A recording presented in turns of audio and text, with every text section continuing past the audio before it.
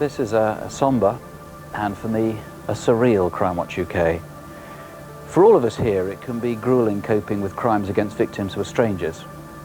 It's been almost unbearable dealing with Jill's death. On the 26th of April 1999, Jill Dando, at the time one of the biggest names in British television, was shot dead in broad daylight outside her London home. Just over a year later, loner Barry George was charged with her murder. He was convicted of the crime, but 8 years later, he was acquitted following a successful appeal.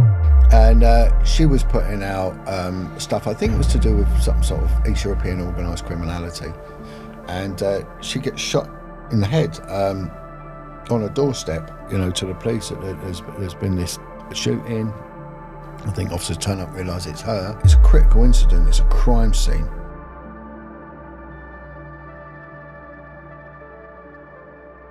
The legend himself, Jon Wedger, welcome back to the show. Back up the road, as they say. Yes, as I always say, it's a great honour to see you, John. It always is. Oh, it's an absolute pleasure, and thanks for having me back again, and have a cup of tea once more. So, no, anytime I can come and help, I'm more than happy. It's honestly, this studio is without a doubt one of the best I've been in. I appreciate that, John. No, it's always evolving, as you know. We're always trying to put on a great show, and I always want the best guests. So that's where you came in. And as I said, it's always an honour to see you and have you back on the show. But this episode will be based on the murder of Jill Dando. But before we go into this story, if you can speak me through what you've got going on in the now and the present. Yeah, like I was saying, the film, like I mentioned before in the last episode, that the documentary is doing well, Redemption, and we're just looking at putting another couple together. And I'm doing a lot more on social media. It's weird because someone said to me once, there's a profiler I do a lot of work with, a lady called Corinne. She said, be like a submarine, you know, come up every now and then, hit it hard, then go back under again. And that's sort of what's happened. I do go away. I keep out of the social media and stuff like that, but then I get compelled to come back. And this time, my timing has been perfect because what I'm really known for is speaking out about the child abuse stuff. And it just never goes away. And I know that the British government are now bringing in the new inquiry. And it's one of them things, they try and pigeonhole it. But once you lift that rock, that is child abuse up, you know, you'll never put it back again. The underbelly, the underlife, that, you know, the vermin that crawls out once you do that, you know, and it will go everywhere. So good luck with them if they think they're going to just lift this up, deal with it, pigeonhole it, put it down again, because it's not going to happen. It's never going to go away. And society's changing. Society no longer accepts the official narrative, and they know they've covered this up. And they've known really from all these consecutive inquiries that it goes to the top, and that's where it gets suppressed. And it's always at the top.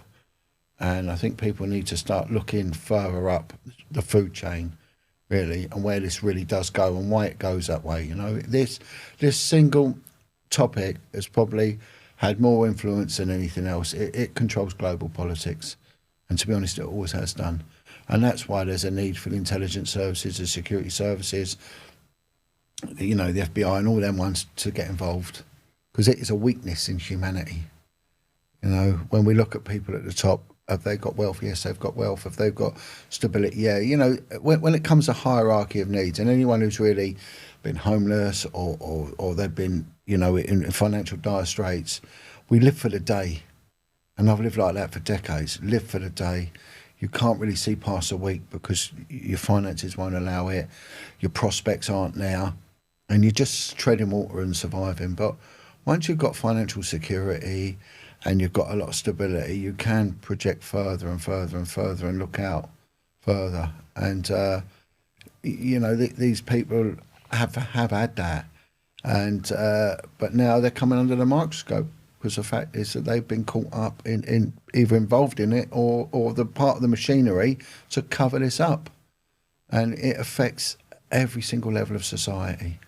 It really does. And people are what they're getting away with back in the past, or what they did get away back in the past, they've pretty hard pushed to get away with it, and the same as excuses they come out with, they're not washing. And that's down, not I'm taking the glory for it, but it's down to people like me that have stood up and said, you know what, the public deserve better, the victims and survivors deserve better, and those that doing it deserve to be caught.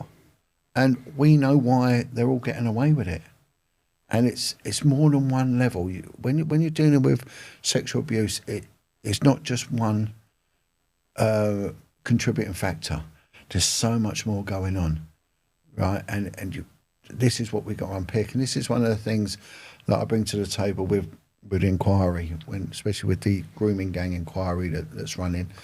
And I've been asked to be an advisor on, I've been speaking with the media, like I mentioned before, and just saying that there's more going on than just conspiracy theorists saying this person did it. The police work on different parameters, right? The police, we work on intelligence, and with intelligence you can gather evidence. The courts work on evidence. They work on proof, not truth. Proof, not truth. Right? You've got to be proved beyond all reasonable doubt in the United Kingdom. One of the highest burdens of proof in the world, and any country that comes from the ex-colonial, the Commonwealth, they have the same beyond all reasonable doubt. All reasonable. And again, reasonable. A lot of the law is placed on the reasonability of stern people. And in order to prove beyond all reasonable doubt, you pretty much got to have a case put together. Cases do get thrown out. They usually get thrown out because the police haven't disclosed things. They've deliberately withheld things. There's a lot of laziness and there's a lot of incompetency. And we're seeing that more and more because the standards, especially in policing, have plummeted. The tradecraft of people like me, when we joined what was a professional and disciplined service, was very high, and the expectation of us was very high. Now it's appallingly low. It's shocking. They centralise things. They've cut corners. They've lowered the threshold on absolutely everything. So even up here, John, when you see the police on the street, they're very, very young, and they look vulnerable. Yeah, they don't look like they can handle the heat on the street, especially Glasgow. They can't. It's crazy. Well, look, Scotland was a case study. They always try things out, either in Scotland or a provincial part of the United Kingdom, right? So the benchmark, because I did a lot of work with the Cabinet Minister for Policing and Crime, and he said, look, this all UK policing is going to fail because they tried it in Scotland and it failed. So when you got Police Scotland, before you had Lothian and Borders, you had the Highlands, policing, you had Strathclyde, what was the other one south of here? I can't remember, Dumfries and Galloway, them forces, right? They were independent forces, right, which had their own funding and everything else. So they brought in Police Scotland. Well, what happened with Police Scotland? Glasgow swallowed everything up. Swallowed it all up. It drained the pot for the rest of the country. So all of that huge coastline that you've got up here basically wasn't policed properly because the funding wasn't there. It had all gone to Glasgow.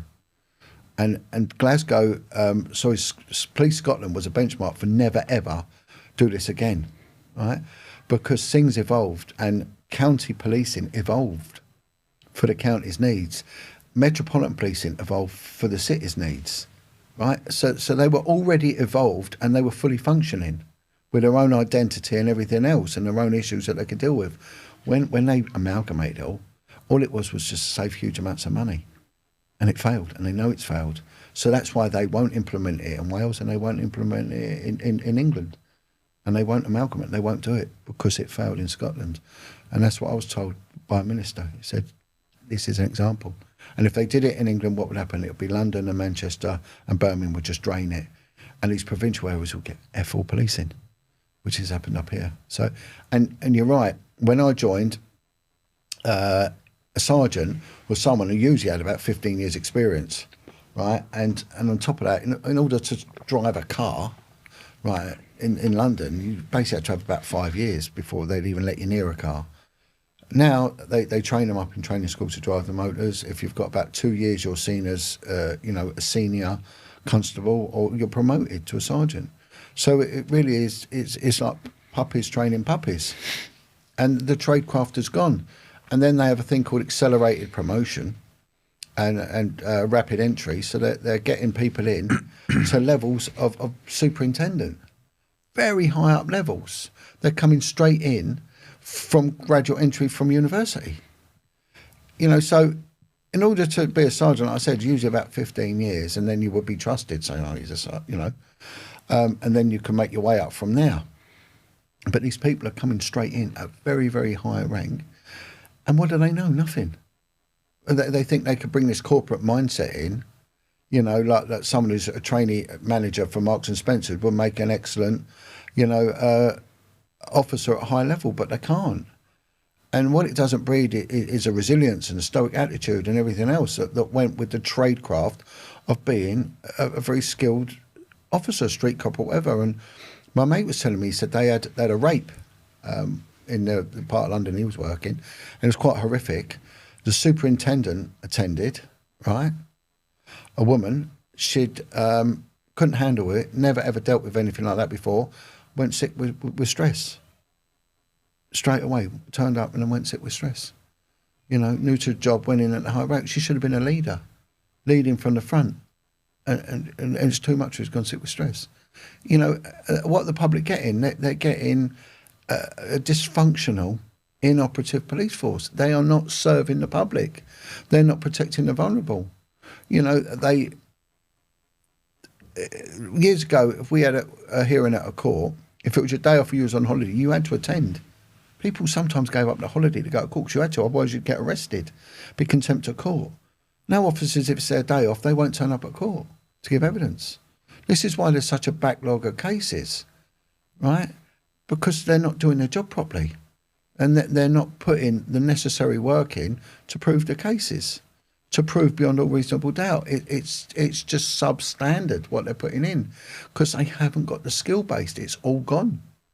And they made it so difficult for the likes of myself and others that we were happy to retire. And when it comes to serious and complex casework, which is what I was involved in many years, there's hardly anyone to deal with it, because they don't know what it takes to deal with it.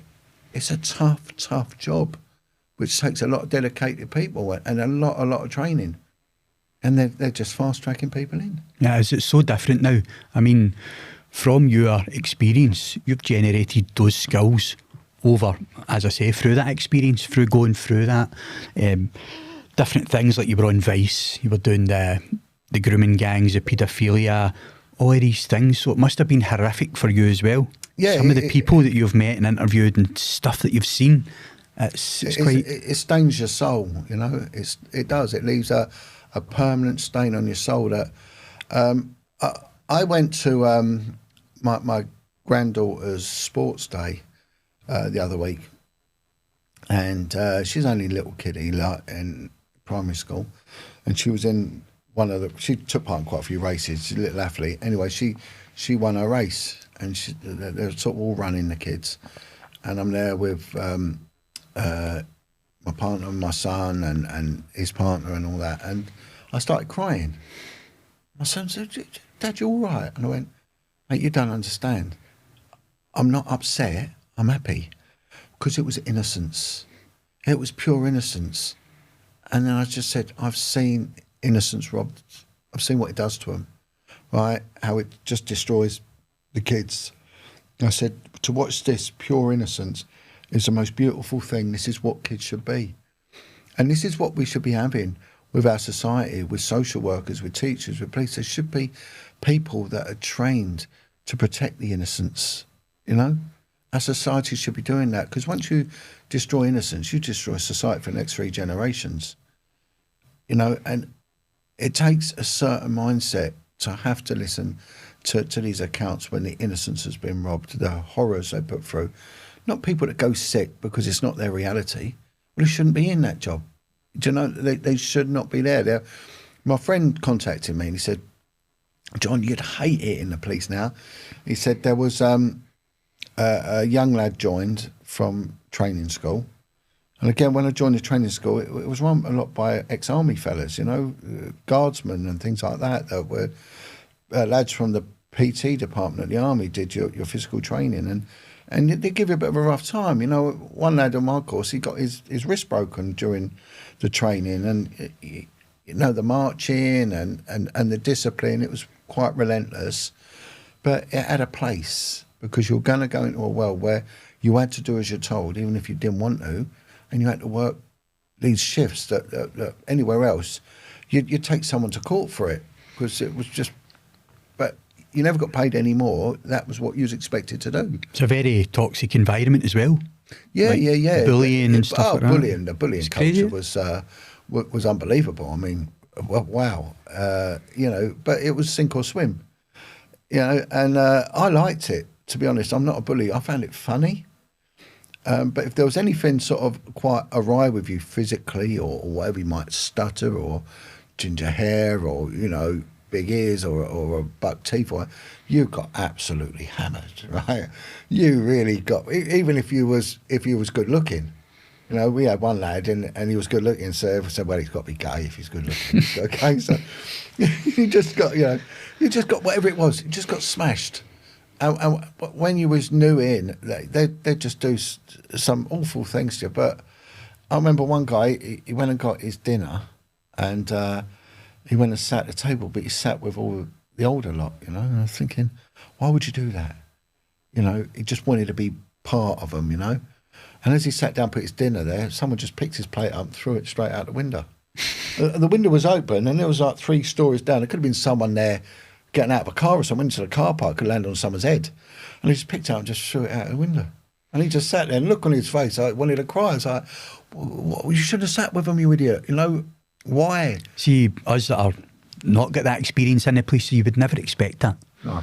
Because I've been in toxic working environments. Yeah. I would never expect it in there, but it just shows you. Yeah, but you had to, you know, that's what you had to do. That's what you was going into. And that's how you respond as well. Yeah. That how it's going to, like, pave the way for you, your future in there. And you get told to shut the F up if you even spoke.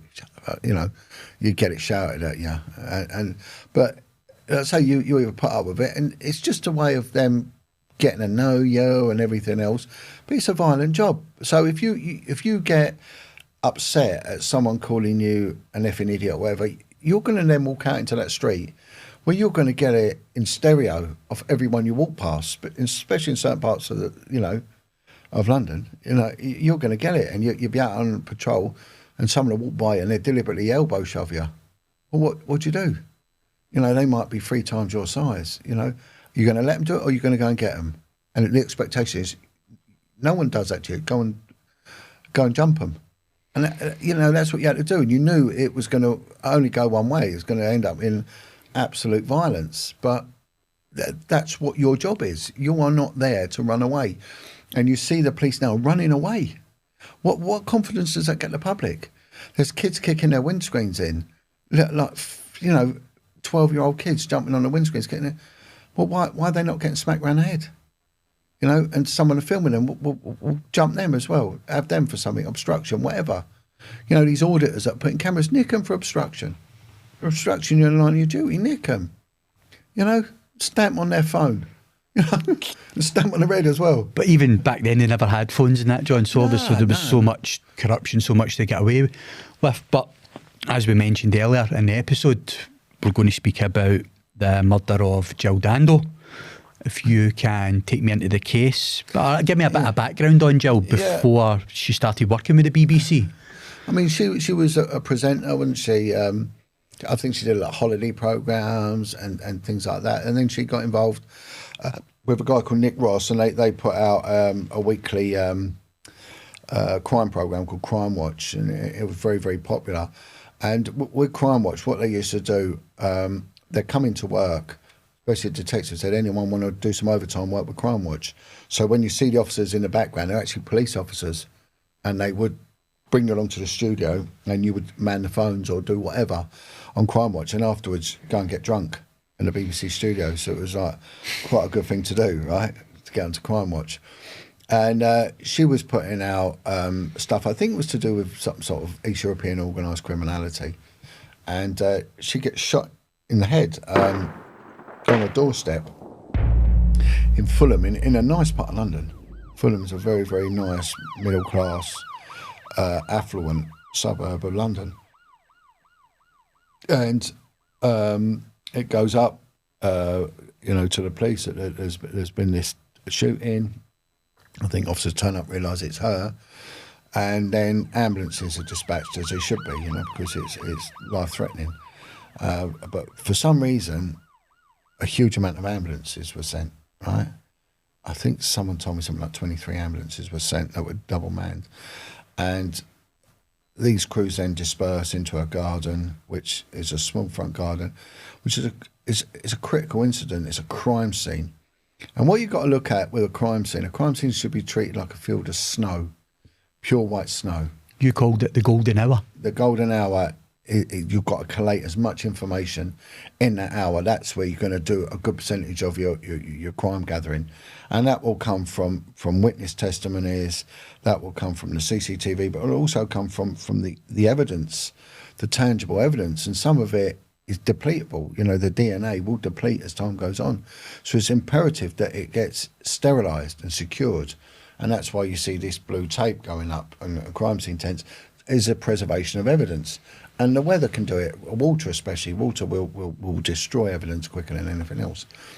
But so will violation of that crime scene when it's adulterated by people walking through. That's why a crime scene is cordoned off to stop pedestrian traffic. But there was so much contamination at the scene. It was over-contaminated, yeah. As we said, so Jill's been coming back from her work, say, and she's, according to the reenactment that I watched, she's been getting a key in the door, and she's about to open the door, and the hitman's came from behind her and shot her on the head. Yeah. One shot, and then disappeared. Yeah, gone. And then the paramedics contaminated the scene, then it was chaos. So much chaos surrounding it. And then they start looking at, like I said in the last episode, know how a person lives, know how they dies. And I think she had quite a complicated private life. I think she had quite a few partners, from what I was told by an officer that was on there. So there was a lot of people that had involvement in and out of her life. But she also made a comment about a well-known celebrity saying that they're not the Christian person you think they are. And I heard also rumours, and I think it's online as well, that she was collating information about paedophilia within the BBC, which isn't an uncommon statement to make based on what we know now. Back then, it was pretty much Jimmy Savile was still seen as a national hero and all sorts of other bits and pieces. And, the BBC was still seen as like this bastion of decency and broadcasting excellence around the world. But, of course, the veil's been lifted on them, and we've seen that they have orchestrated cover-ups of child abuse for many decades, and now so much so that there's a huge campaign not to pay your licence fee because people are disgusted by the BBC. And I think their viewing figures are probably as lowest as they're ever going to get. And there's no credibility now in saying you work for the BBC. If you say that now, it's synonymous with you working for a paedophilic organisation. So do you think she was ready to expose them then? I generally think, they were saying that it was some sort of Serbian hit gang and all that, but it may well have been a Serbian hitman. It may well have been. But it doesn't mean that it's a Serbian mafia that have done it, It doesn't make sense. It's a bit... But to put one in a nut, as we'd say, while her back's turned, and kill her out cold for the fact that she could have been exposing something that would have rocked the nation, well, that sort of makes sense. But then we've got to look at someone's orchestrated that. Someone has realised that this is the solution, And of course, did that hitman ever get caught? No. Someone did get caught. Someone did go to prison. There was a bloke called Barry George, a.k.a. Barry Bulsara, and I actually met him. I met him at the civil court. He must have been going through suing the police, because I think he spent quite a long time on remand and things like that. And he's not the full shilling. I'm not decrying the bloke, but it ain't right. You can see, even when you meet him, that he's not all there. I think they did find this microdot of residue of a firearm on him. There was a few little bits of evidence which did sort of go his direction. But if you was firing a ballistic from, you know, at close range like it happened, then there's always a backsplash, you know, because there would be residue that you'd get covered in, and also blood would cover you as well. That, you know. Again, they also used the media for this case, John, because I remember it when I was only a kid, and they were showing photos of Barry George, like the mask on, holding a replica, all these things. Well, he's not right in the head, you know, and like I mentioned to you in another episode, you know, they've done this before. We did it with Stefan Kitschko. He was stitched up with the murder of Leslie Mulseed, a young girl in West Yorkshire. He never did it, but he wasn't right in the head, and so they stitched him up. And we see this again. We see it with the murder of Brian McDermott over in Belfast, where they tried to stitch his brother up with a sophisticated murder. You know, the one of Brian McDermott, you know, he was decapitated. His limbs were removed, and they put it down to the fact that him and his brother had a brotherly spat over throwing stones at each other. You know, so they said, well, the reasonable solution is his brother, that was only a couple of years his senior, which would have made him about 11, cut his head off, cut his arm off, put him in a sack and chucked him in the River Lagan. But I mean, it doesn't it's not reasonable for that to happen. But it's a pattern. You know, again, when you had Colin Stagg, it was very, very similar around that time that was arrested for the murder of a girl called Rachel Nickel, who was butchered in the presence of her infant son in Wimbledon Common. And you know, Colin Stagg was strange. He was a weird man, and he sort of played into this a little bit. But they went out and they tried to convict him of the murder, and he hadn't done it. It was another guy. It was a guy called Robert Napper. You know, and Robert Napper had come to notice for these things. Robert Napper was a very, very dangerous man, and he'd murdered a girl called Jacqueline Blissett, you know, a couple of years before, just further down in South London. I remember this case. Yeah. He murdered that woman and a wee girl. Yeah, that's right. In that flat, he snuck in a terrible case. Butchered them, cut. Sexual against a wee girl and all that. It was horrendous. When I was in South London, that area, it happened on that ground. So it was when I was there that she got. How long did it take till they got the right guy? Because he was a long time, and it was only they did get him. There was quite a good. It had to be reviewed, and another team got on. But the point with this is, with Colin Stagg, the senior investigating officer, stood up on camera on the news and said, when Colin Stagg was acquitted, we will not be looking for anyone else in respect to this murder. Right? We've done our investigation. Well, they hadn't. They'd stitched a guy up that hadn't done it. Robert Napper did it. And Robert Napper's mother even rang the police and said, I think my son has done more than one murder. You know, it's a really interesting case, the thing with Robert Napper. And again, it's this blinkeredness. Like I said to you before, it's not just corruption. We've got to look at incompetence and laziness. Now, that's back when coppers were proper men, you know, and the women, you know, equally as good in what they did. And, you know, they were quite well trained and stoic. What are we going to see in the future with the people that they're putting through the system now? That I believe some of them are good, you know, but, you know, a lot of them are very substandard. They're taking university graduates, whereas before they used to take ex-forces guys. And we saw the same in the prison system. When you talked to a lot of the old school cons and lags, they were saying that prisons worked better under the regime when the screws were ex-military. And now they're just employing anyone. And we're seeing guards having sex on camera with inmates. We're seeing open drug taking. We're seeing, you know, parties going on. And we're seeing lunatics taking over the asylum. How is it working? Well, it isn't working. My friend contacted me and he said, look, this lad has just come out of training school and he's too frightened to go on the streets. Too frightened. So they have a little pet talk with him and say, you know, well, try and bring something in that gives you comfort. And the next day he brings in a glass tank, right, into work. And in it is an African land snail.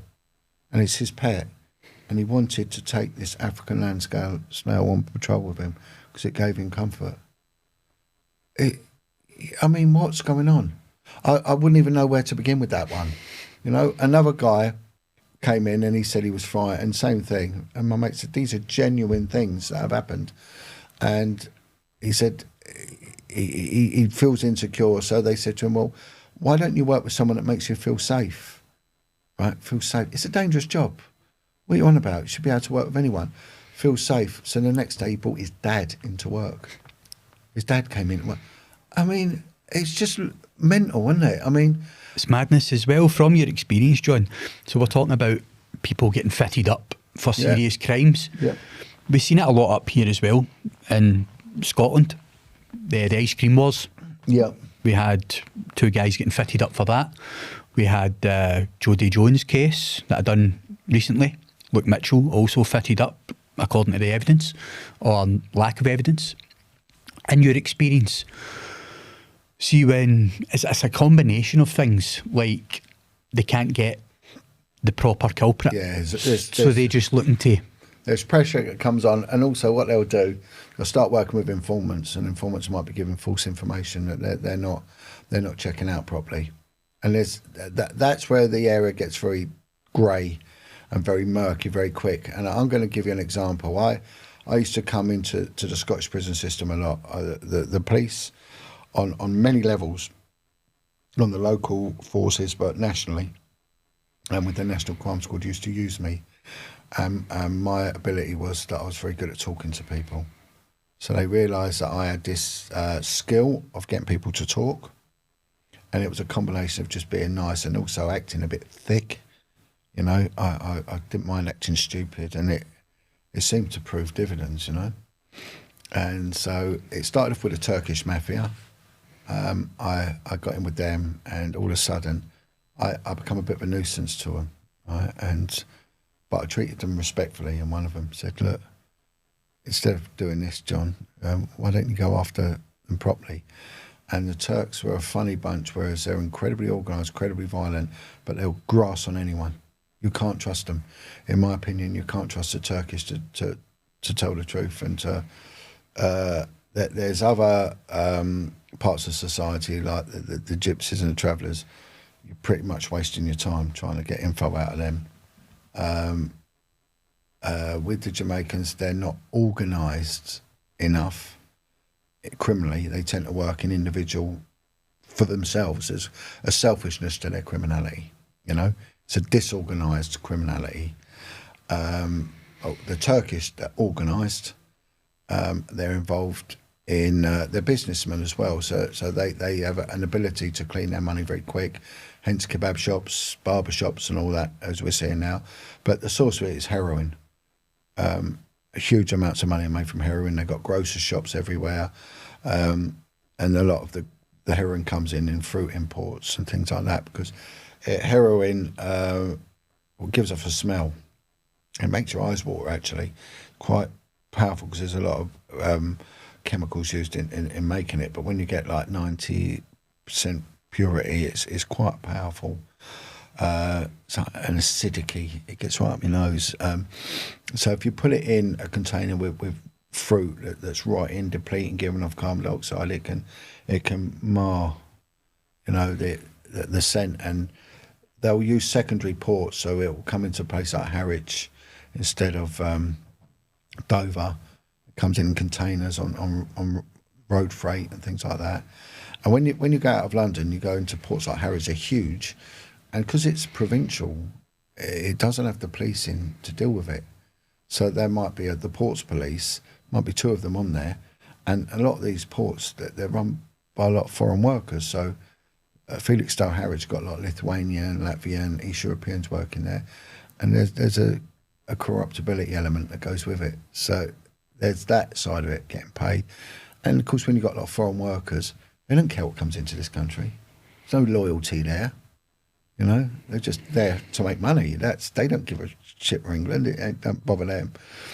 And this stuff then comes in, and it usually then goes bolts to a distribution place, and then it'll go to like a kebab shop or a grocery shop where it's divvied up, and the Turks or the Kurds will then take it and they usually sell it to the Pakistani boys, and then it starts going down in purity and then it gets distributed.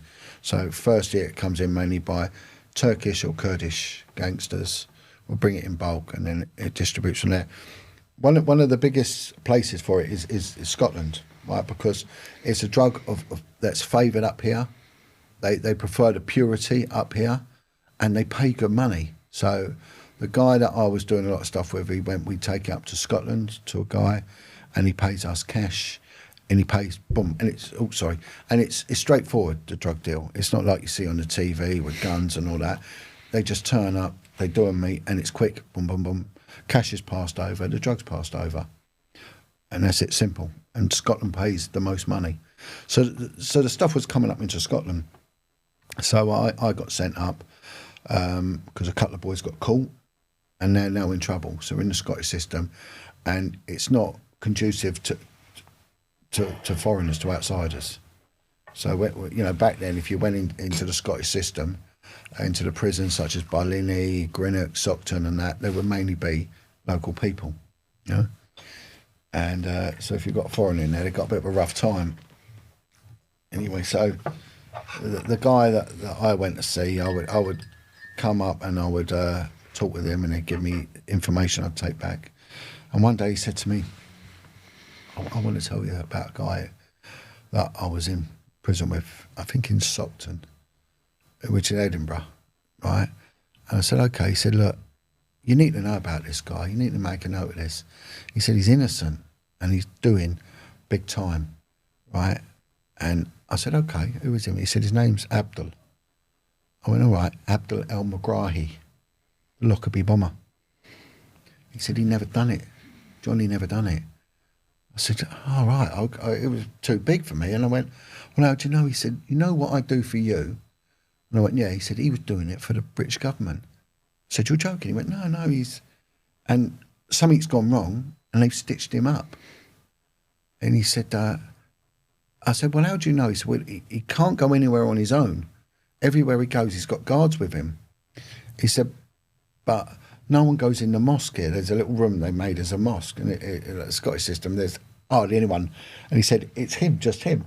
So he said, I want to go to the mosque, because I've really got into my faith and all that, because I'm a Muslim boy. And I went, all right. He said, so they've allowed us to go together, but the guards, when we're in there, they lock the door and go for a cigarette, and he tells me, he can't have a conversation with him, but we've been talking, and he's been telling me everything. And everyone believes that he's innocent. He said, can you help? I said, well, I'll write it down, and I'll see where we go from there. So I put the information down, and of course I'll go back. I have to then go back to someone else, and it has to all be handwritten. See, this is the other side of it, because before it'd have to go into a computer, but because the stuff I was getting was so sensitive, it had to be handwritten and hand delivered, and then it could go missing, and quite often it did. Anyway, I put this information in, and quite shortly after that went in, he got moved, didn't he? He got moved. He got sent saying he had cancer, and that's right. Yeah, so many days to live. Yeah, and all that. Yeah, and he was shipped out. It was because the information started getting out that he'd never done it. He didn't do it. So whatever, I don't know. I think he's dead now. I'm not sure. I think he is, but it's most of these people. Like, you go back in that case again with Barry George, I'm sure he served 12 years. Or something crazy like that. Yeah. Was it as long as that, John? I know Kitschko served 15 years, and Stefan Kitschko was abused physically every single day of his service. He suffered terrible injuries. And can you imagine what that does to a fragile person who's away with the fairies, who's never hurt anyone, and then he goes into the violent inner city, northern prison system, and he's just punched, kicked, stabbed, spat at, abused for every day of your service, every day of the time you serve. Did they ever get justice? No. Well, his mother held out and said, my son's innocent.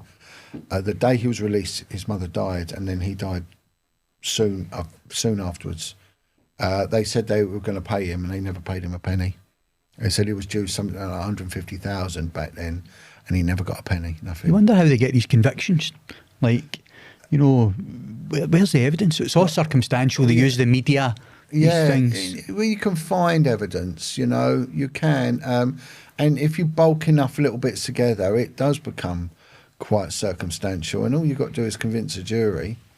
And then if the defence don't do their job, and if it's loaded as well, the government want a result in it, then that's what's going to happen. That's how it will go.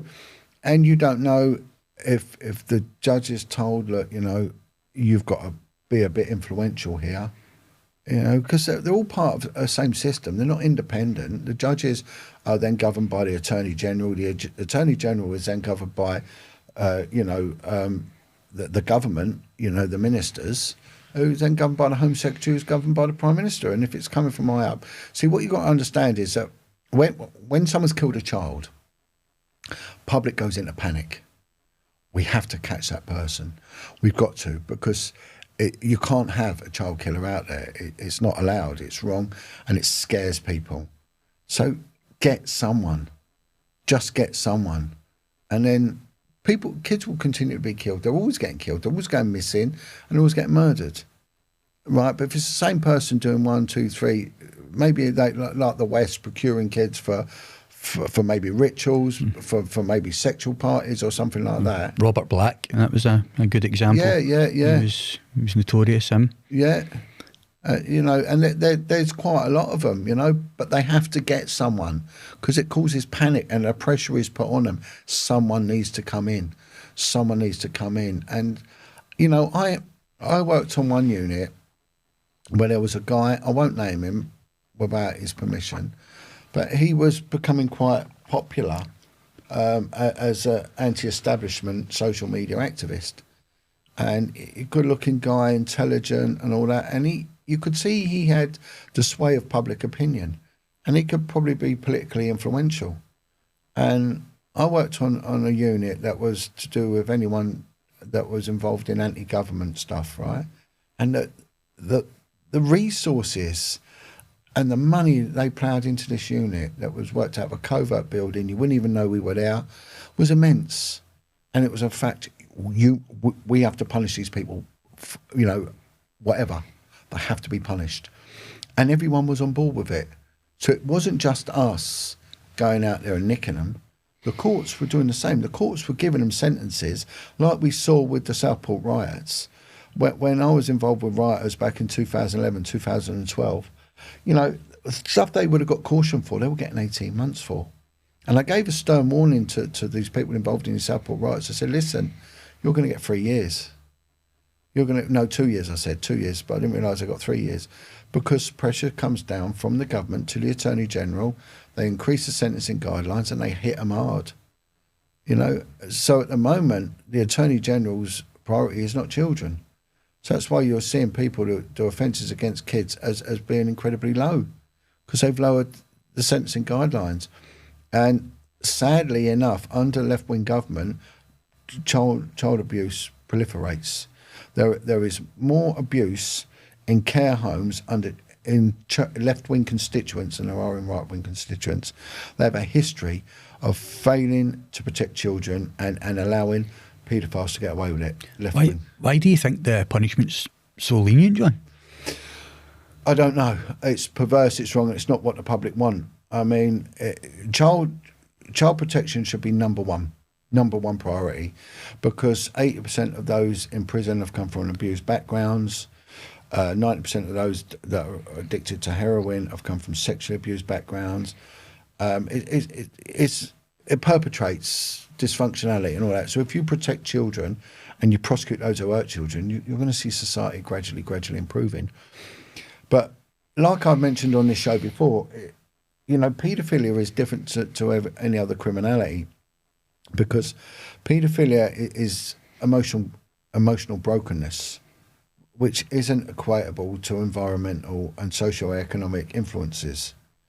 It's down to the fact that someone has put their cock where it shouldn't have gone, and so it breaks the child emotionally, and that can be whatever your stance in society is, whatever your position is, whether you're upper crust or whether you're lower down.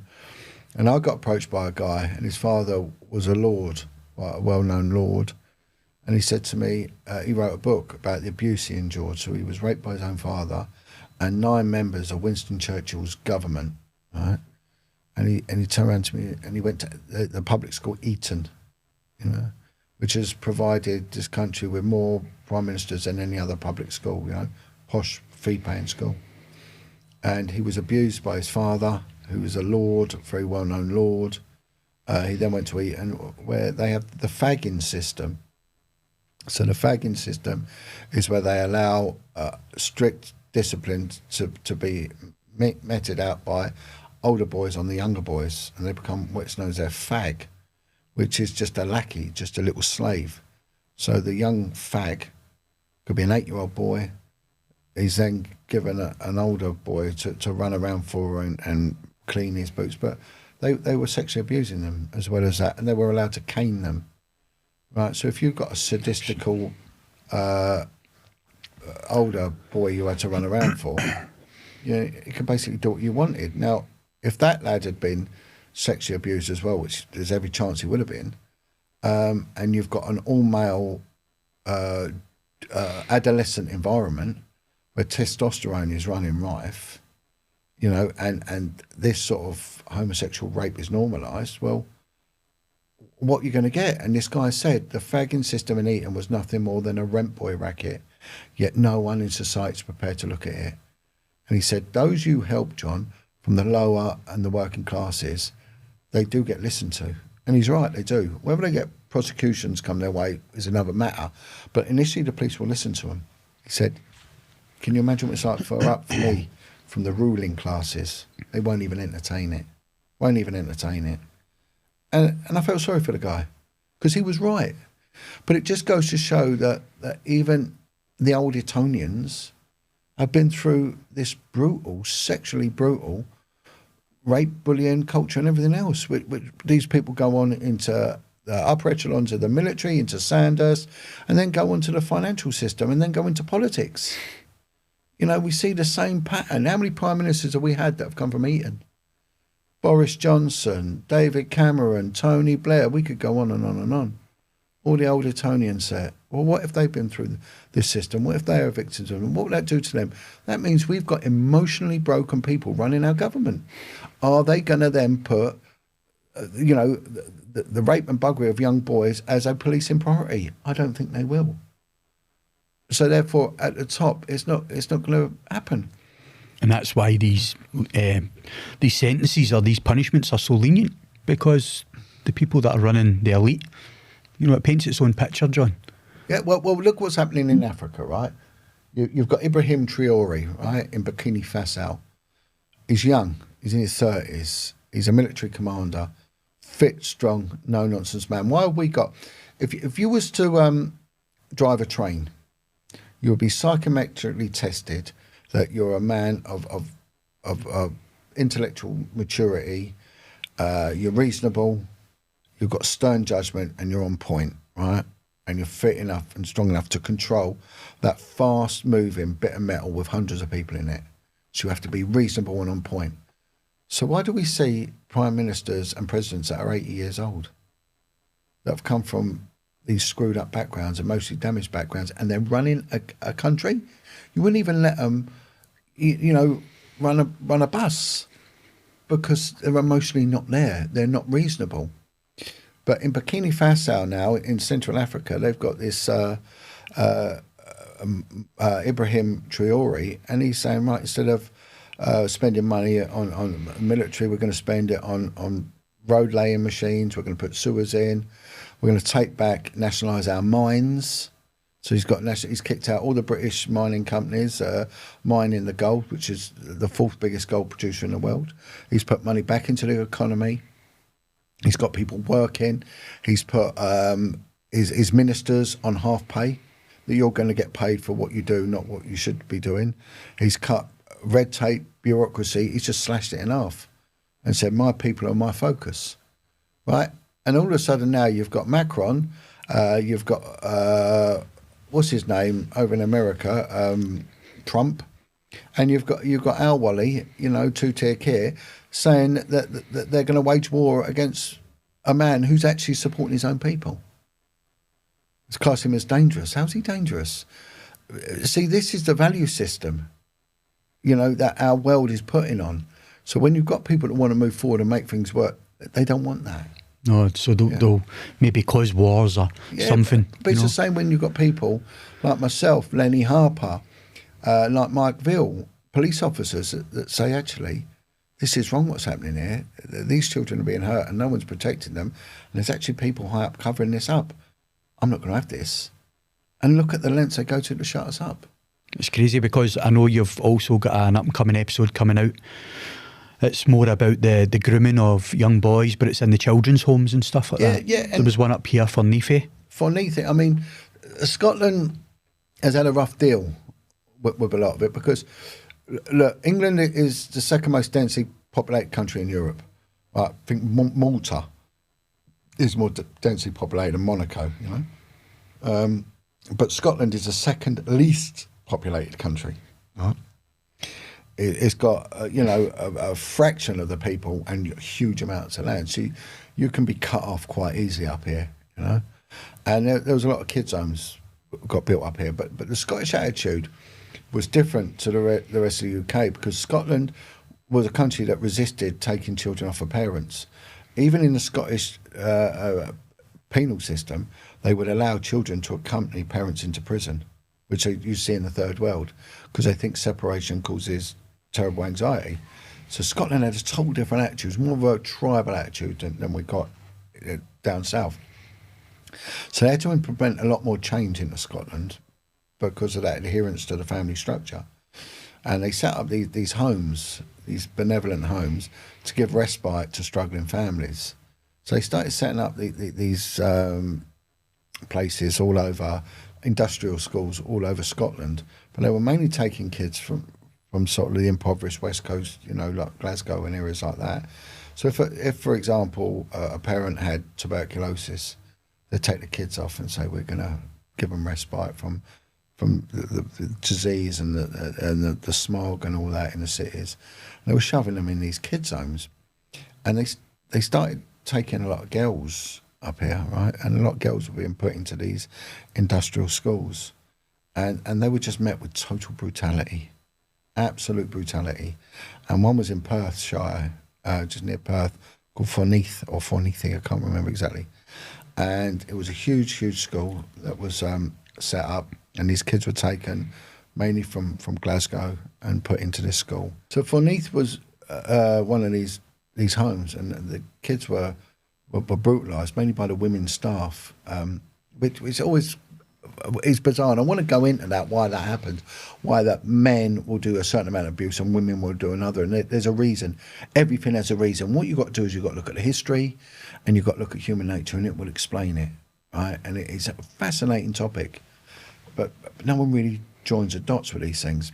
But there's money to be made in it. You had the Quarriers' homes up here. Quarriers, where, you know, there was this guy, Quarrier, was this philanthropist and all that. But they found out that if they move a kid from one home to another, they get a payment. So it was just trafficking. They were just making money in trafficking. And one of the biggest traffickers of children was a guy called Dr. Bernardo. Under the recent government inquiry, the IICSA inquiry, ICSA, they found out that Dr. Bernardo had trafficked 40,000 children from the ages, I think, of 4 to 14 into domestic servitude and sexual slavery in the New World. So Canada, New Zealand, Australia. He sold them. What a tosser. And of course they're seen as this philanthropist, this benevolent man. No, he weren't. He knew what he was doing. And they did it on a local level. They would move kids from one home and get a bounty for moving the kids. So the government were paying for it because they were offsetting it to these, and like Quarriers, the abuse that went on in the Quarriers' homes. And most of those kids were damaged, or they were orphaned, or, as you said before, nobody's coming to look for them. No one's coming to look for them. And then they scratch their head and wonder why there's such, especially in the 80s, an epidemic of heroin use in Scotland, and stabbings, you know, and alcoholism. And Scotland was quite unique because people didn't start off smoking it. They went straight into needle use, jagging they called it. And it was pleasure-pain thing.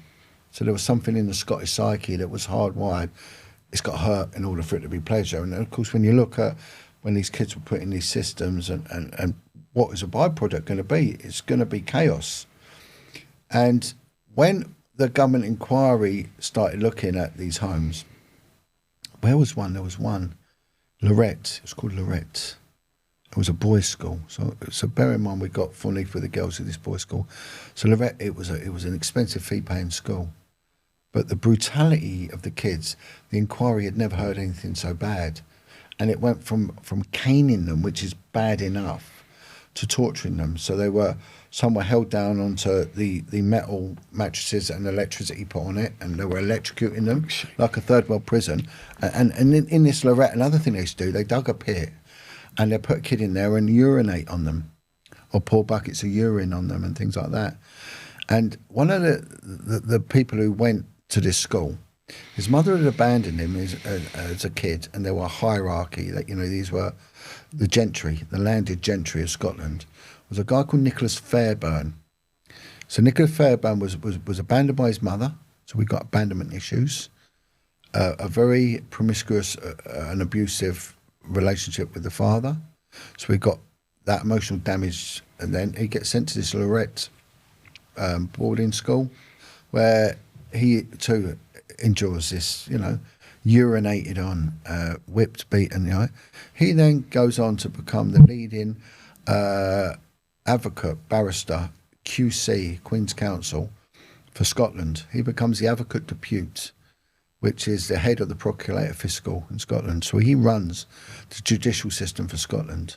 His partner in crime is a bloke called Bob Henderson, Dirty Bob. Bob Henderson went on to get involved in a big rent boy racket, which was classed as a magic circle because cases just disappeared, involving in Edinburgh. The main chambers for Scotland is in Edinburgh. There was a lot of perversion going on there. Nicholas Fairbairn teamed up with Bob. Nicholas Fairbairn started to rape Bob Henderson's daughter.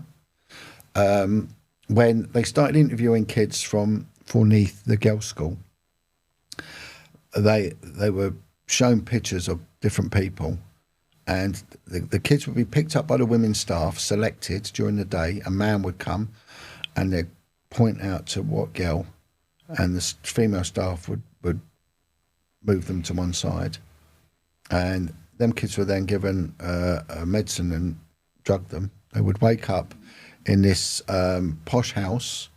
They all remembered it smelt of tobacco, pipe tobacco, with these posh white men, and they would just be raped by all these old men, young girls, little girls, which the women were getting money from the school in Forneath to take them there.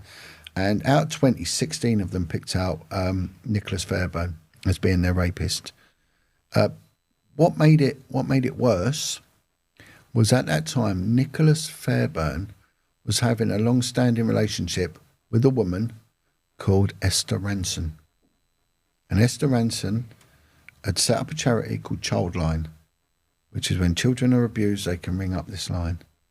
And when I worked for child protection in the Metropolitan Police, one of the pathways of referral was from the schools, from neighbours, to refer a kid that's been abused.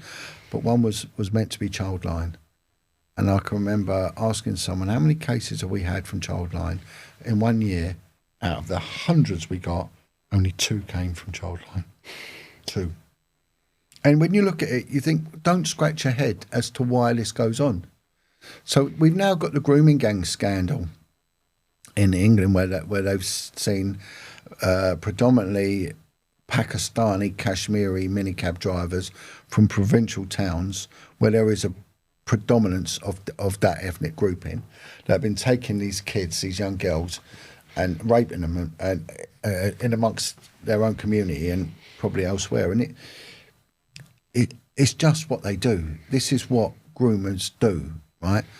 But there's been a huge cover-up because of their religious background and the fact that they're a predominant feature in that town. So they can guarantee a lot of votes, these tight-knit Muslim communities, because, they do vote, whereas the average white family don't bother voting. There's a huge apathy in there. So if you've got multi-occupancy in a house with 6 males in there, you could pretty much guarantee that vote to go to one person, you know. That's why someone who can get in, and maybe one of their own people can get in, they can stay in, because that's what they'll do. They'll bulk vote for that person, and that is so-called democracy, right? And have we see now in the recent voting figures in the UK, where independent parties such as Reform have done so well because people are fed up with the corruption. The police have been reluctant to intervene, or haven't bothered, or anyone exposing it, they've attacked them, and same as local councils have done the same. But it's no different to any one of us that looks into this. It's all the same, because there is a cover-up, and it is a conspiracy, because that's what it is. When 2 or more people work in concert for a criminal cause, it's a conspiracy, right? And they've always done it. So my argument is, yeah, the Pakistanis are the new kids on the block. They are, and they're being allowed to get away with it. But before them, the Albanians were doing it, the Kosovans were doing it, the Lithuanians were doing it, the Jamaicans were doing it, right? There's women that have been doing it. The kids' homes were doing it. The kids' homes were doing it. They were probably one of the main sources at one point. You know, the Maltese were doing it. They've all been doing it. The church has done it. You know, and on top of it, the kids are a commodity, because there's people that will pay money to screw the kids.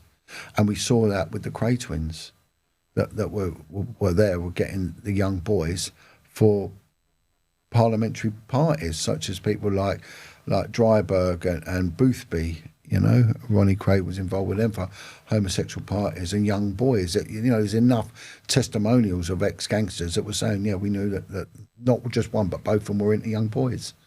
But Ronnie Cray especially.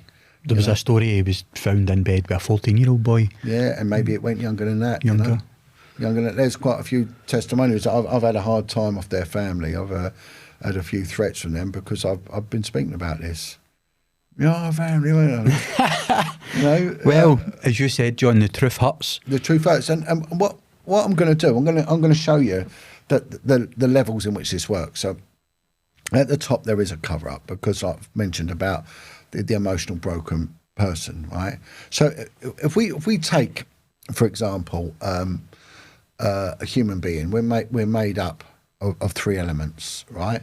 Look, I can draw this out. Look, we've got this here. On you go. Let me show you. Look, there's a couple of things I want to show you. So as a human being, if we can take 3 elements, right? And we'll take them like a snowman, right? So what we got? We start off, we got the intellectual self, right? The intellectual self. We're made up of our intelligence and our thoughts, everything else. In the middle, we've got the emotional self, right? And down there, we've got the physical.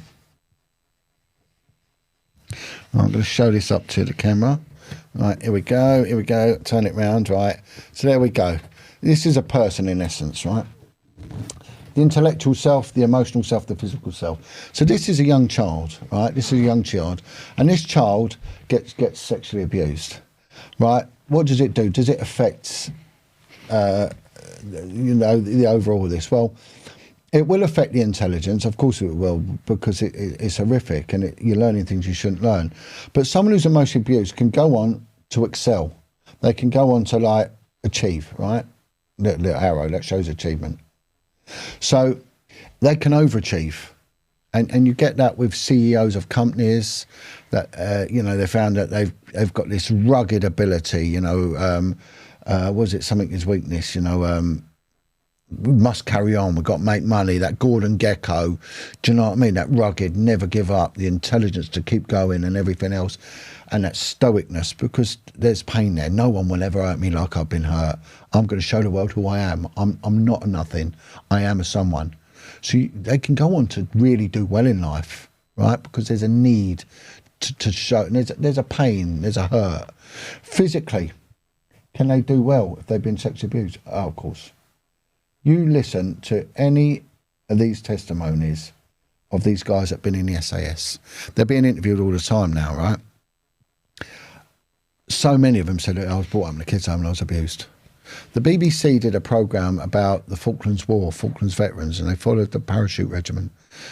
And a lot of them suffered terrible trauma, but there was a couple who didn't. They're like, well, I just got on with it.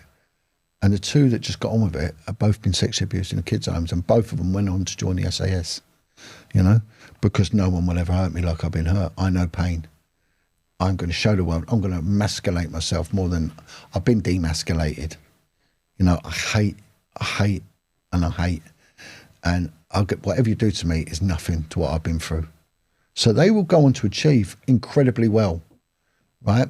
And you can recognise this in people, right? You can recognise them in their achievements. What is it that makes you go through that training, that pulling? What is it that drives you? Your average person goes, you know what, I've had enough of this, I'm going home.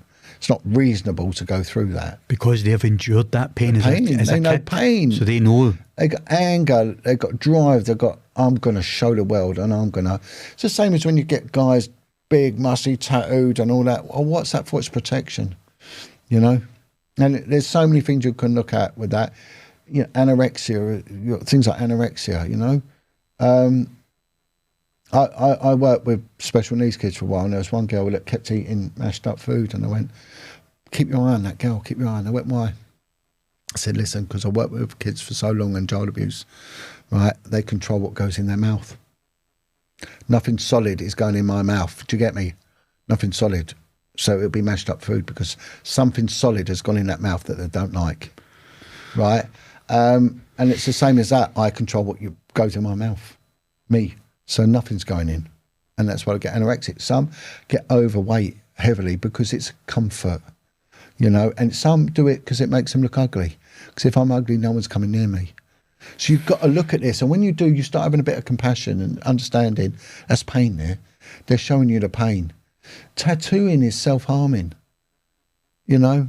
Okay, it's trendy now, but it's only just become trendy. Before it was self-harming. It's an indicator. But we've missed one out here. Right, so they can achieve intellectually. They can achieve. Can they achieve emotionally? No. Gone, finished. Unless therapy is given and treatment is given, right, that clock stops.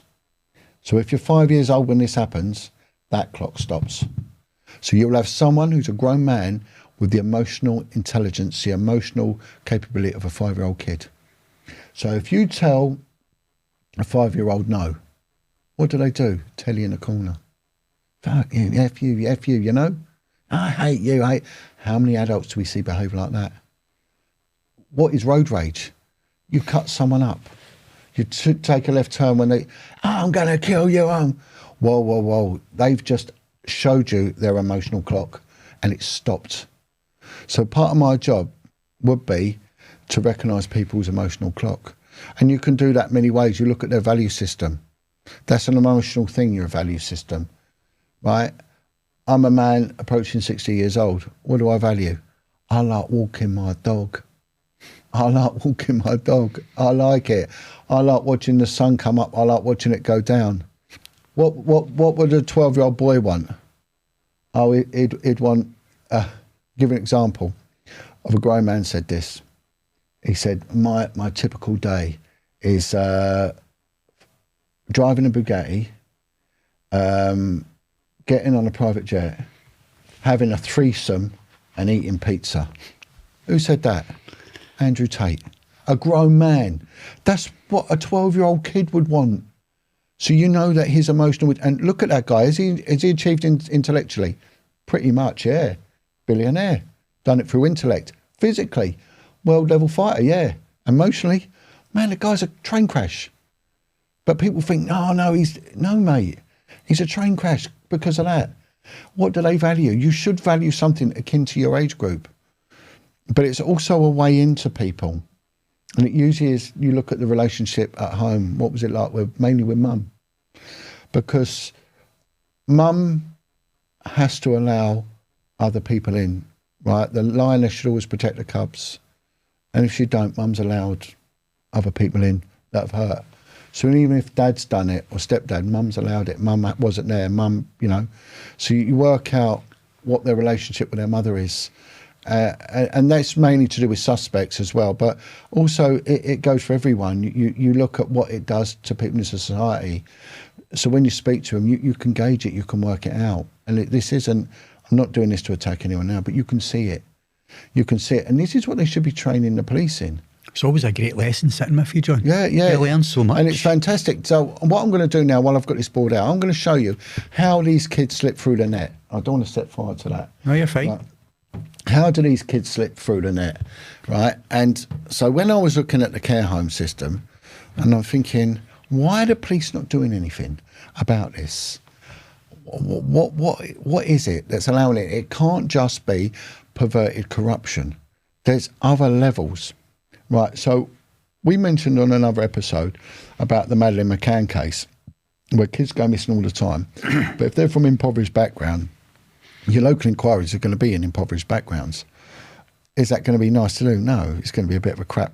But if your kid's from a tropical island, a beautiful paradise, and you have to go out there for an inquiry, that's going to be a nice little trip with your business class flight and your $110 a day plus your accommodation and food already paid for. Who would not want to do that? So you've got that level as well, you know. But on the whole, you know, kids go missing all the time from these care homes, right? And this is something people need to look at, right? So years ago we had these big industrial schools like the Bernardo's homes and the Quarriers homes and things like that. And they covered huge areas. They usually had their own swimming pool, their own sports grounds and all that. But there was a lot of abuse went on, because a lot of these went up beginning of the last century, and proliferation after the big war, the First War and the Second World War, and there was a lot of terrible, terrible abuse went. And there was a lot of abuse by women were abusing kids throughout the 50s. And they couldn't work out why, and then they found out that a lot of these were war widows. They'd lost sons, they'd lost husbands, and they had a hatred of men. And they would take their hatred out on the boys. So a lot of boys got abused by women during the 50s, the 40s and the 50s in the kids' homes. And when women abuse, it's done with a spitefulness that is 6 times out of what a man would do. A man has testosterone, so there's usually a sadistic or a sexual element to it. Women, it's spiteful. And with women, it's a need to be adored. So there's you will respect me. You have to look up to me. I am the boss. You get that pride-filled element with women. And there's another shocking statistic about women. It's just gone out of my head. But it tends to be on very, very young kids as well. So women have got the capability to hurt very, very young children, whereas men, it's not so much. They do it. You see that with, who was the recent one? It was the babies with the nurses and stuff like that? Yeah. Where they attack the young babies. Yeah, and you've got a few cases in the last 2 years of lesbian parents that were murdering kids that weren't theirs, and they were murdering them. There was about 3 cases in a year that were high profile in which kids got badly tortured. The 70s changed, and you saw a lot of men abusing men, young boys. And again, they thought, why? And you look at the patterns, there's always a pattern, and these patterns started occurring where you've got proliferation, like I said, in left-wing boroughs. And then when they looked at it, they realised, wow, what did they do in the 70s? Equality laws, and it was wrong to discriminate against homosexuals. So it's no attack on disparagement towards homosexuals or anything like that. I'm not saying that. We're intelligent people with an intelligent audience, so we need to keep that benchmark going here. But what happened was they turned around and they advised against checking the vetting status of any homosexual applicant for a residential kids home post, right? Which meant that a paedophile who's a homosexual could apply for a job and no one check up his background, right? Well, once one gets in there, he's going to tell his friend, and another one will get in there. And all of a sudden, you've got a gang of them. Now, there was one kids' home in South London called Shirley Oaks, and they found at one time there was 19 active non-paedophiles working in this kids' home. Men, homosexual, paedophile men. So this is what happens. And it was left-wing councils that kept them in place, right, with a reluctance to adhere to, you know. And this is probably what you're seeing with the grooming gangs. Those are keeping in place have probably got a dirty history themselves. Because it's not just the people in the homes that will be abusing. They will be making money from getting other people to abuse them. There's huge money to be made in pornography. When I was an officer looking into child abuse and child pornography, a magazine, a child pornography magazine, costs the same money as a brand new saloon car.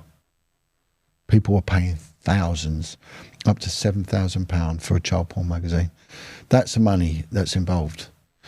Huge money. You know, it's a market. It's a massive... Kids are the biggest commodity going, right? But again, there's another side to this. Apart from the organised crime element to this, it's laziness and incompetence. And what you understand is that the police... This is the first time it's ever been put on podcast. The police is heavily compartmentalised. This is when we had a structured police force. We haven't got a structured police force anymore. We've got a chaotic mess, right? That I know a guy that was a blacksmith farrier. His father was a blacksmith farrier, and so was his grandfather. And they all lived in the same cottage in the village, right? His son didn't want to be a blacksmith farrier and didn't really have what it took to be a blacksmith farrier, right? Didn't want it. And he used to say to me, when I die, this dies. This dies. My son don't want to know. There's a break in continuity. And unless we're careful, if they don't start bucking their ideas at the police and start training their staff properly and doing a proper investigative job, we will lose that continuity. We will need to look abroad to bring that back, where countries that haven't abandoned it and haven't abandoned their people. And this is what's happening. It's dangerous. It's dangerous. And, you know, they're taking graduates and all that, but students have got this reputation of being lazy. I don't want to knock students or anything like that, but it was always when we were growing up that they laid in bed all day and did nothing, you know. Whereas ex-military people were up at the crack of dawn, up running and ready to go, which is what you need, you know. You need proactivity. This sort of criminality, the crimes against children, child prostitution, cannot be dealt with a reactive stance. So if you want to go out there and say, well, no child prostitute came my way, so therefore it don't exist, that is a fundamentally most naive thing to have done. But this is what we're hearing from chief constables all the time. Well, we didn't know what was going on. We never heard of it, right? So when I took over looking for child abuse in London Borough of Haringey, very impoverished inner city borough, and I said, how many kids homes to social services? Oh, we've got 23. Give me a list. And I said to an officer on the child protection team, are there any children in the London Borough of Haringey that are being pimped out? No. Emphatically no. Right. So I picked up the phone, I rang up the first kids home, right? And boom. I said, how many kids you got? 5. How many do you lose at the weekend to prostitution? 3. Okay, how do you know? Well, car picks them up. We've got the number plate of the car if you want. I went, all right, do police know? Yeah, we tell them. Nothing happens. Okay. Next, within 10 minutes, I found 10 kids. By the end of 3 days, I found 52 children, 52.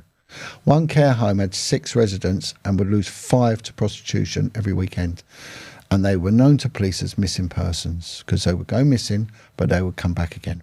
So let's show you now how this works, right? Okay. So we're going to draw a little kid. And for the purpose of an argument, we're going to draw a little girl, right? A little ponytail there, little hair. Right, there we go. She's not happy. Right. So this is our little girl. Right, here we go. Camera, I know she's little there. Right, she's in the middle, right? So this little girl is in a care home, right? And she's going missing on a Thursday and she's coming back on a Monday, right? And she's been picked up outside a kid's home and she's been taken out for the purpose of prostitution. So the kids home monitor it and they write it down and they send a form off. And this form goes off to the police, to the social services, right? But the kid comes back, so they're not really bothered. She's going to come back. When she comes back on a Monday, she's got blood coming out from between her legs because there's all sorts of nastiness going on now. She's kicking off because she's been taking crack cocaine and heroin, and she's coming down and she's starting to cluck. She's only a little kid, you know, maybe 12 years old or something like that. So she don't understand the situation, and she's angry, and she's coming down. So when she goes missing, the police get a report sent to them, and it gets sent to the missing persons unit. So the missing persons unit are told of this girl's absconding, right? So they should go looking for her. They should go look for her, right? They should go and get her. And when she comes back, they should be debriefing her. They should be saying, look, Missy, where are you going? What's been happening?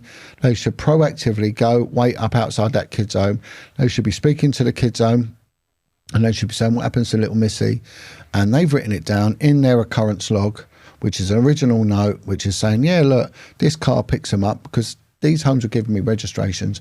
There's a black guy picks her up, not a Kashmiri Pakistani, right? Back then it was a Rasta man would pick them up. That was one example.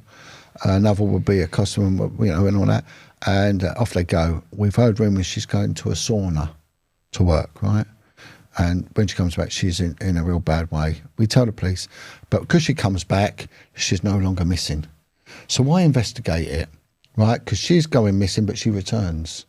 So you get people like David Icke and a few of these others say there's 100,000 children go missing a week. Yes, David Icke, they do go missing a week, but they come back. One or two might not, but on the whole, they come back. But the missing persons who say, right, so they're told that this girl's been picked up. She's involved in prostitution. Well, that changes it. So who should deal with it? The vice unit. The vice unit, the detectives on the vice unit, with their proactive capabilities, they should, over to the camera, the vice unit, right? Because this girl was involved in sexual exploitation under the provisions of the Street Offences Act, and under the amended provisions of that the new legislations, the police unit for whatever county or national force should say, right, our vice officers are going to sit up on this girl because she's being picked up, she's being exploited sexually, right? We're going to go and get her, right? And we're going to have her, right? Put her into a place of safety, and those doing it, they're in big trouble because they could go away for a very long time for this. And anyone who has sex with her, that's statutory rape because she's only a little kid. But the vice unit say, well, hang on a second, she's in a kid's home. That's nothing to do with us because there's a care order. So because she's subject to a care order and she's involved in crime, that goes down to the Child Protection Unit. Right. So there you go.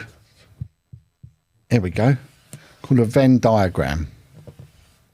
So the Child Protection Unit, they said, right, little Missy, right, she's subject to a care order. She's subject to the provisions of the Children's Act of 1984. That's our job. We need to go and protect her, that no one does this to her, right? But then they say, well, hang on a second.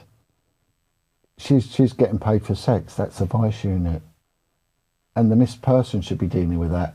So what's happening here is they're all rowing out.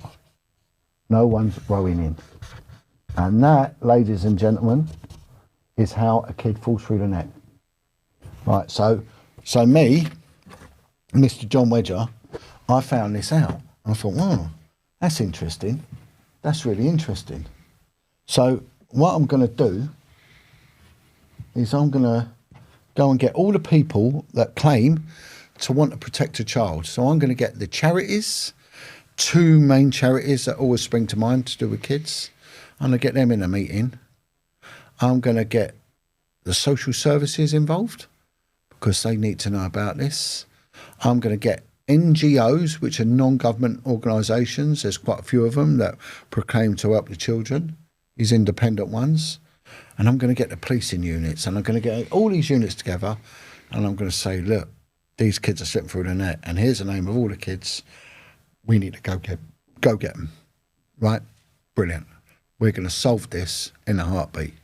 So I held this meeting straight away. A member from the leading child charity, the leading one, I'm not going to say who it is, but it is in the report I gave to the government, and a major newspaper knows about it. They turned around and said to me, their head for child safeguarding, said, yeah, you're treading on toes, we'll be dealing with this, you're not to deal with this anymore. And within a few days, I was moved from that unit, and it never got looked at again. And this is what we're dealing with all the time. This is why we have this proliferation of it. And it's so easy to solve. It's so straightforward to solve. There's legislation in place which is quick, effective, and deal with it. We don't need any more legislations. We don't need any government inquiries. We need people nicked. And we need to stop the convoluted red tape of these interfering, good-for-nothing charities that do absolutely F all to protect kids from influencing policing. And it has to stop.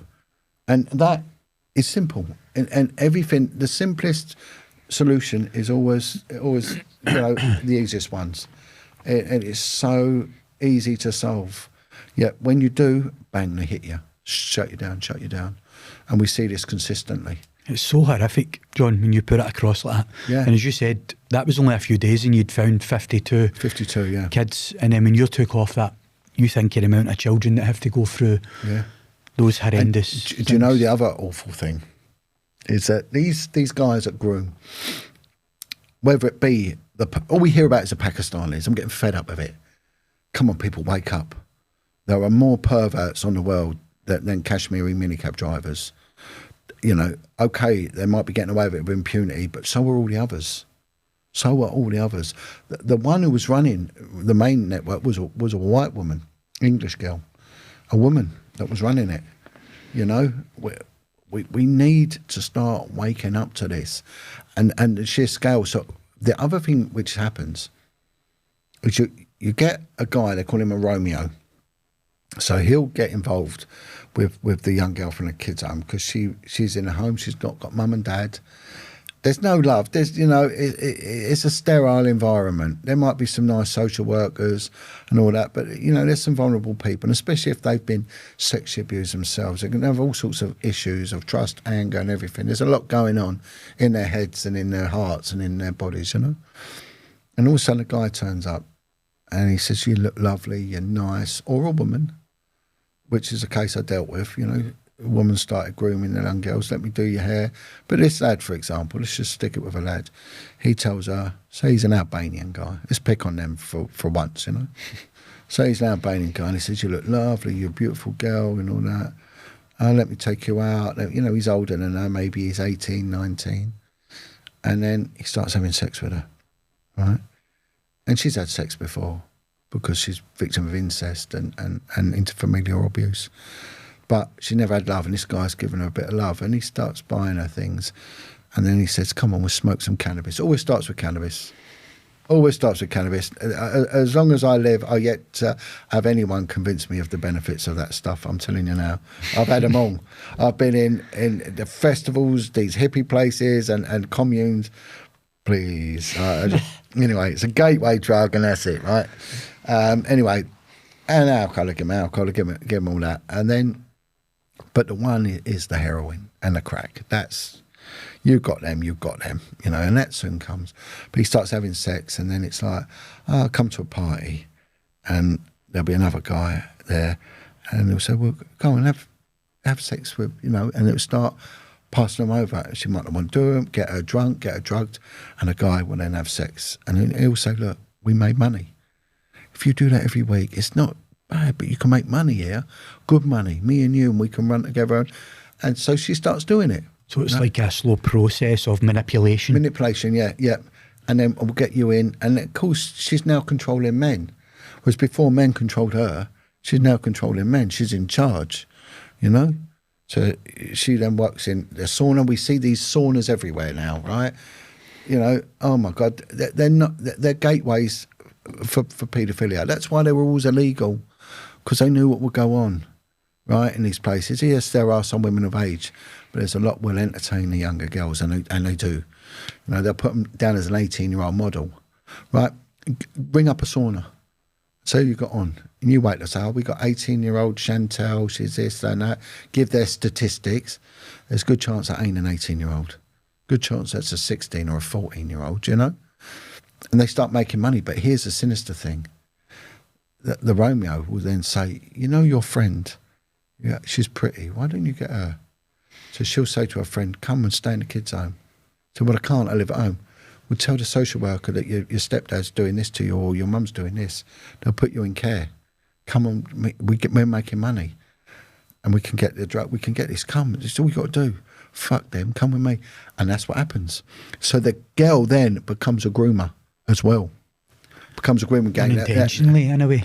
Eh? Unintentionally, in a way. Yeah, but it's still part of it. I mean, coerced, but there was a case, there's a charity that I did quite a bit for that helps a lot of the kids over in Rotherham, and there was one of the girls there, and she said, and I think she's been on telly a few times, this girl, as a victim of grooming gangs, but she told me, this woman, she said, I know this girl has got many, many other girls involved in it as well.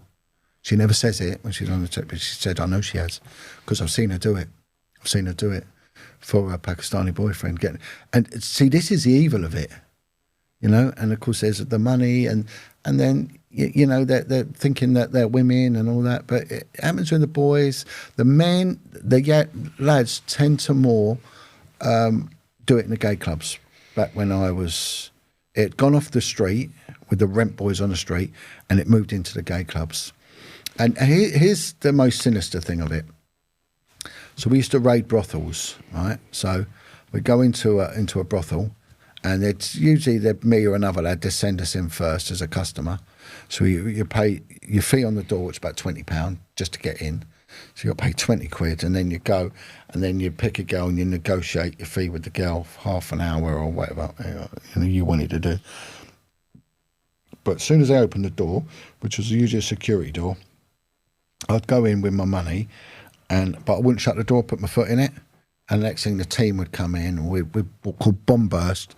We'd just mob-handily take the whole brothel over, smash every door in, everyone get nicked, everyone. And then we'd work out who's who. So we did it for immigration and for underage kids, right? And also sometimes you'd find cocaine in their guns and things like that, because it's organised crime. Right, and that's where we will catch some little kids, as well as this stuff. Right, let's go on to boys, rent boys. So there was a brothel in an affluent part of London, right, in an area called Earl's Court. And it was quite a well-known brothel. So they said, right, we're going to do the same, but the protocol's a bit different. So what I had to do was knock on the door. The guy opens the door, and then it shuts. So I'm shut in there, right? No bomb bursting. I'm to tell him I'm a police officer, that there are X amount of other officers. They would then lead me to a room, sit me down. They'd then invite the officers into this room. We'd be given tea and coffee and await the arrival of the legal representative for that brothel. So they'd wait for a solicitor to turn up, which could take an hour. And then we were guided through one by one through to see if there's any young men in there. So how long do you think it takes a young man to get extracted covertly from that brothel? And that's how it worked. And that shows the corruption involved, because those that wanted them little boys could have been politicians, could have been heads of state, could have been magnates for the business empire. As you said before, John, if you take a step back and you look at it objectively, then it tells its own story. It does. And what gets me more, this was a protocol that the superintendent for that unit would adhere to. Where is he? Why is he not on here? Why is he not here saying, John's right, this is an appalling situation? The senior officers, the ones, they're keeping their mouth shut because they're cowards, because they want their pension. They don't want to go through what I went through. But you go on any street in London or the UK and you say, have you ever heard of a police whistleblower who stands up for kids involved in prostitution? There's a good chance I'll be one or two names. But there weren't just 2 of us for the UK, there was many of us, but the others don't stand up. And it's wrong. And, you know, I think everyone's got a duty to be vocal on this topic. Definitely. You know? And when it comes to corruption, I don't care. I'm not interested. I'm not interested, or wasn't interested. I'm a different animal now. But back then I wasn't interested if a drug dealer got a beating and his money stolen. I'm not saying I ever witnessed it. I was aware of it. I don't care. Would I have told anyone if I'd have seen a drug dealer getting his money stolen? No, I would not have done. And anyone who wanted to be aggressive to the police, if they were bashed up and smashed up, would I go opening my mouth? No, I wouldn't. Didn't care. Weren't interested. Nothing to do with me. If you want to deal drugs, sell drugs, import drugs, and the police come and nick your money, do you know, live by the sword, die by the flipping thing, you know? And it's the same. You want to punch your chest out to authority and you get a smack round the ear roll. I don't care. I'm not interested. Whether it's excessive or not, just don't do it. But don't go fiddling with a kid and expecting me to shut my mouth, because I'm not going to. Because it ain't going to happen. Because it ain't their fight. It ain't their battle. They don't deserve it. And society deserves people to stand up for them. And that's where I came in. It was something I couldn't sleep with. It was wrong. And when you'd get officers in vice units and things like that would go with the proceeds of crime, because the government wanted to push for proceeds of crime. So if money is seized from running a brothel and things like that, we can seize property, we can seize cars and auction them and put that back into the system. Then there's an incentive to do that. And also, if you're going to be dealing with the standard brothel, you're going to be dealing with women that some of them are very attractive and they're very sexualised. And there were men that were being offered gratuities. It was quite a nice place to be at times. And there was, and I know there was. And I knew there was some that sampled the goods, if you know what I mean. But when you're dealing with child prostitution, there's no putting back into the system with money. There's no recouping of funds, because these are crackheads and it's dyspraxic. It's very broken. It's not as organised and as open, because you don't have child brothels. But you do have brothels. You know, whether they're legal or they're not, you still have them, because you see them everywhere. Saunas, models, you see it. If you had child sauna, child model, they wouldn't last 5 minutes. Right, but so it's hard to trace that money. So the government won't incentivise it, and the local police won't prioritise it to go after the children. And of course, when you're dealing with these children, they're very aggressive. Some of them, they hate the system, they hate you. They can be horrible. Feral would be the word.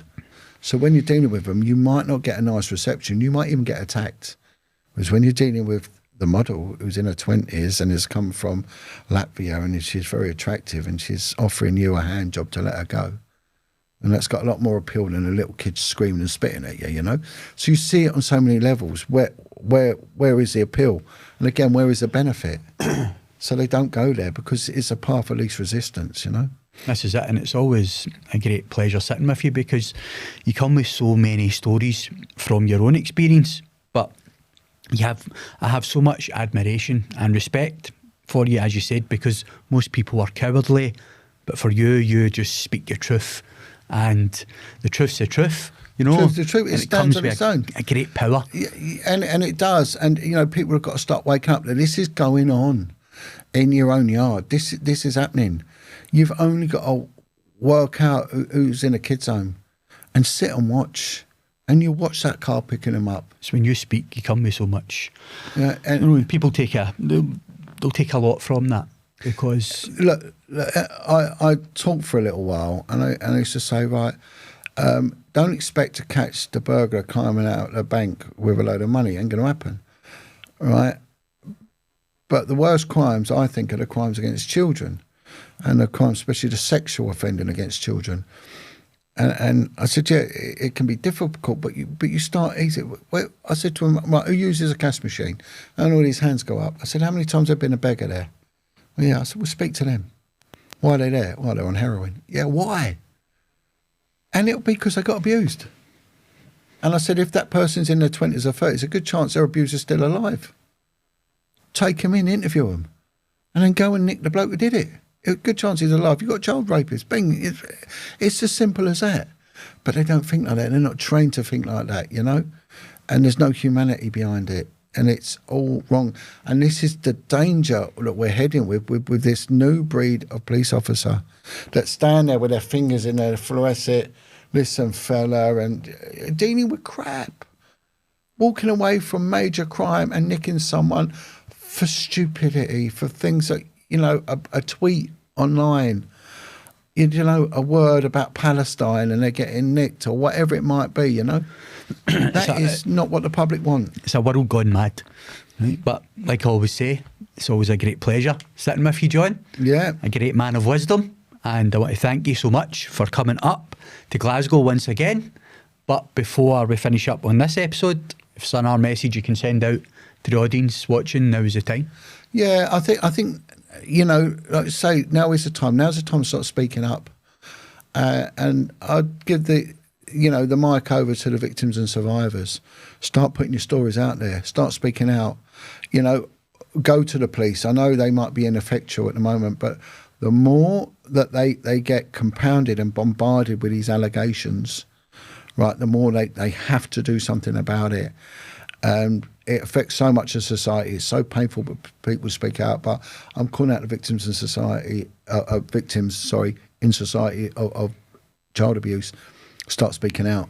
Start reporting these people, whether they're from the family, whether you know, whoever they might be. If you know about them and they've hurt you, speak out. Start reporting these matters, and you'll find out you're not alone.